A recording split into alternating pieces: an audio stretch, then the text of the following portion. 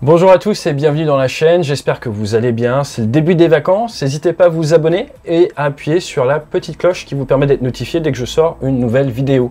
Demain, le débrief va être un petit peu avancé parce que de 14 à 16 h, je suis en live avec Stardust pour faire un appel aux dons pour Aviation sans frontières. N'hésitez pas à nous retrouver, poser vos questions, j'y répondrai. Et également, ce coup-ci, je vais leader le vol de manière plus professionnelle et on parlera un petit peu préparation de mission alors qu'on survolera l'Amérique du Sud de manière fictive. Ce sera assez sympa.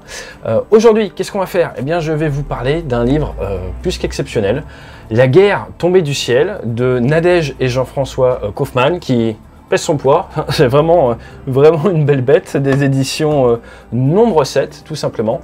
Et pourquoi je vais vous parler de ça? Eh bien parce que c'est un livre qui, je trouve, mérite d'être connu pour plein de raisons. Allez, alors je vous parle un petit peu de tout ça. Nadège et Jean-François Kaufmann. Nadège, c'est une historienne à la base, Jean-François lui est dans le médical, et ils ont décidé de s'allier ensemble pour nous faire ce petit produit.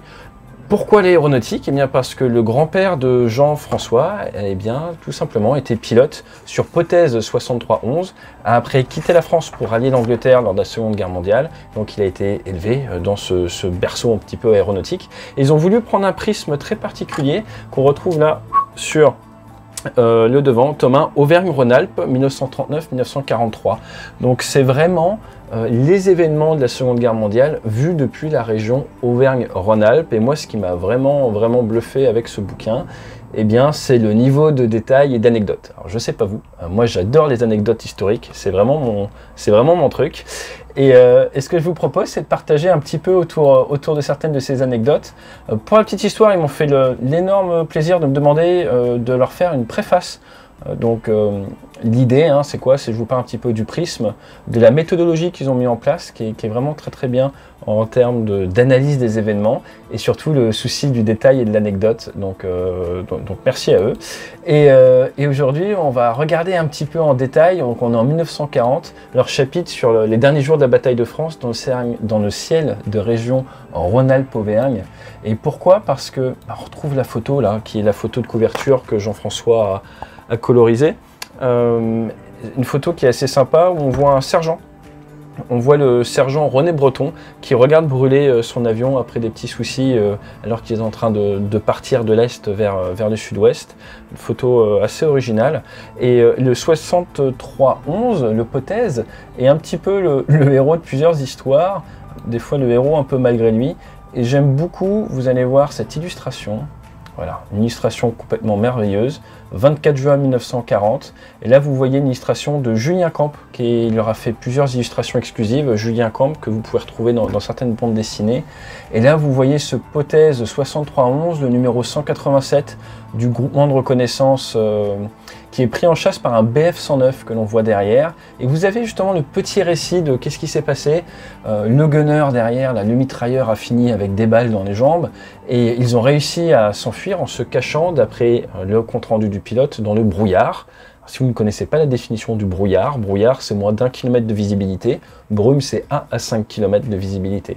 Et donc là, on voit que les conditions météo un peu compliquées dans cette région, alors même au mois de juin, eh bien, ont permis tout simplement à l'équipage du Potez de survivre, ainsi que sa faible vitesse par rapport au BF-109. Pourquoi? Parce qu'ils expliquent bien qu'ils ont vraiment tout fait pour empêcher le BF-109 de pouvoir bien les ajuster, et c'est comme ça qu'ils ont survécu. Donc ça, c'est voilà, juste une anecdote parmi tant d'autres que je voulais vous présenter parce qu'elle est magnifiquement illustrée là. Et vous verrez, il y a également de nombreuses illustrations, vous voyez, elles sont tout à fait superbes. Et c'est Thierry Vallée qui fait des profils, vous voyez, qui sont tout simplement superbes, qui vient illustrer ce livre. Alors oui, c'est un gros livre, regardez, c'est costaud. Mais regardez, c'est assez facile à lire, c'est très rapide, c'est une multitude de petites anecdotes, de j'ai vécu, de retours d'expérience, de lessons learned, et je trouve ça vraiment sympa. Et une de mes autres anecdotes que j'aime beaucoup, ah oui, ça me fait rire, c'est un moment où vous y découvrez que certains artilleurs, certains personnels qui utilisent des canons de DCA, de défense contre les avions, eh bien plusieurs ont réussi à abattre certains avions allemands. Et il y avait donc de la croix de guerre, la décoration à remettre. Et ils ont vu qu'ils ne savaient pas qui avait vraiment réussi le tir, quelle batterie avait vraiment réussi à mettre hors d'état les avions allemands. eh bien, la hiérarchie militaire a décidé d'un tirage au sort pour savoir quels seraient les militaires qui reçoivent la croix de guerre. Alors je trouve ça c'est marrant. Pourquoi? Parce que des fois on peut avoir l'impression que dans l'armée, pendant la guerre, tout est ultra cadré et tout. Et je trouve que voilà, on en est à faire du tirage au sort pour savoir qui va recevoir la croix de guerre. Il y a ce côté vraiment extrêmement réaliste, moi, qui m'a choqué, qui m'a touché vraiment dans ce livre. On a tendance souvent, quand on regarde des livres historiques ou quand on étudie l'histoire par le prisme de nos livres d'école, avoir l'impression que tout est bien structuré, que tout se passe bien. Et là, on rentre vraiment dans le dur et ça nous permet vraiment de se rendre compte de ce qu'était le quotidien de ces combattants, les sources d'informations qu'ils avaient, la difficulté un petit peu à comprendre ce qui se passe de manière globale. Et je trouve ça vraiment, vraiment superbe. Et je sais que sur la chaîne, beaucoup de personnes m'ont dit « Atey, tu parles pas assez des Français, tu parles pas assez de 39-40 ». Et là, c'est parce que je savais que ça allait arriver avec ça. Donc si vous êtes des grands fans de l'armée française, de l'armée de l'air, que vous voulez en savoir plus sur la guerre aérienne en France, il vous faut ce bouquin.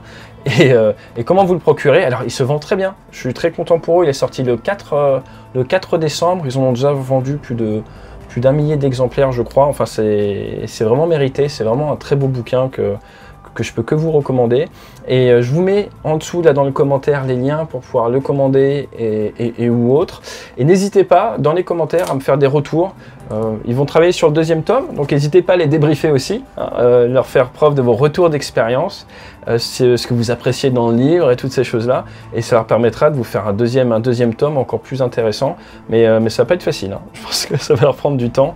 Moi dans les illustrations que j'adore, regardez par exemple celle-là, on voit la taille du militaire allemand à côté de l'antenne parabolique. Donc moi j'avais jamais vu d'illustration où on voit comme ça la taille de l'antenne parabolique de la station radar allemande et vous avez tout qui est bien expliqué. Donc je trouve ça assez génial. Moi j'étais resté un peu sur l'idée que le développement des radars c'était principalement la Royal Air Force. Et donc là on voit bien, vous voyez des chapitres entiers sur tous les radars, sur toutes ces choses-là. Ça vous permet de bien maîtriser un petit peu la couverture radar allemande, comment ça fonctionnait. Donc on est vraiment dans cette capacité à avoir une vision macro et une vision micro sur certains sujets. Moi je trouve ça tout simplement topissime. Donc voilà, je voulais vous faire découvrir ça, j'espère que ça vous a plu. Je vous donne rendez-vous demain, ça sera 11h45 où je vais vous parler un petit peu de la vente en cours des Rafales en Grèce et qu'est-ce que ça va changer en Méditerranée. Fly safe, prenez soin de vous, profitez bien des vacances pour refaire de l'énergie et à très bientôt.